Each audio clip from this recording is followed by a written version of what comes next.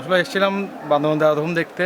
আমি এর আগে এসেছি, ফার্স্ট টাইম আমার ওয়াইফ কিনে আসলাম, কিন্তু দুঃখজনকভাবে এবার আমরা ভেলাতে চড়তে পারি নাই। তার কারণ হচ্ছে এখানে কিছু ম্যানেজমেন্ট আমরা দেখতে পাচ্ছিলাম। ধরেন ওরা যে সিরিয়ালটা দিয়েছে, আমাদের সিরিয়াল হচ্ছে 99, এখনও প্রায় 4টা-5টা বাজার সময় হয়ে গেছে, দেখতেছি এখনও কি 80-র মধ্যে পড়ে আছে। তাহলে দেখা যাচ্ছে আমরা আজকে ভেলাতে চড়তেই পারবো না। এখানে অলরেডি আরও দেখতেছি কি 120-130 পর্যন্ত সিরিয়ালেরা দিয়ে রাখছে, কিন্তু ভেলার সংখ্যা কম, নৌকার সংখ্যা কম, যার কারণে আমরা আজকের ট্রিপে পুরোপুরি কমপ্লিট করতেই পারলাম না।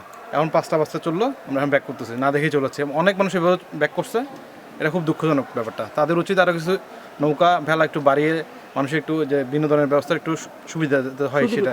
এসেছি দেবতাখুমে, আমি একটা গ্রুপের সাথে এসেছি, তবে খুবই ভালো এক্সপিরিয়েন্স, আমার খুবই ভালো লেগেছে। এবং পাহাড়ি দুর্গম এলাকা, চারপাশে উঁচু উঁচু পাহাড়, ফিলিংসটা অন্যরকম। আসলে ঘুরে অনেক মজা লেগেছে, ভালো লেগেছে, আপনারাও আসবেন। আমি হাফিজ, আমরা নিউলি ম্যারিড কাপল। আমরা বিয়ের পরে প্রথম ঘুরতে আসছি, জায়গাটার সাথে আমাদের ভাইবটা একদম পারফেক্টলি ম্যাচ করছে। যারা ঘুরতে চান তারা চলে আসতে পারেন, জায়গাটা অসম্ভব সুন্দর। আমরা ঢাকা থেকে এসেছি, জায়গাটা আসলে অনেক সুন্দর। ইউটিউবে যতটা দেখেছি সামনাসামনি তার চেয়ে বেশি সুন্দর। আমি সিলেট থেকে আসছি, এখানে এসে খুবই ভালো লাগছে এবং এখানে দর্শক প্রচুর। আজকে সরকারি ছুটি থাকায় আরও সমাগম বেশি হয়েছে এবং সবাই খুব মুগ্ধতার সাথে উপভোগ করছে।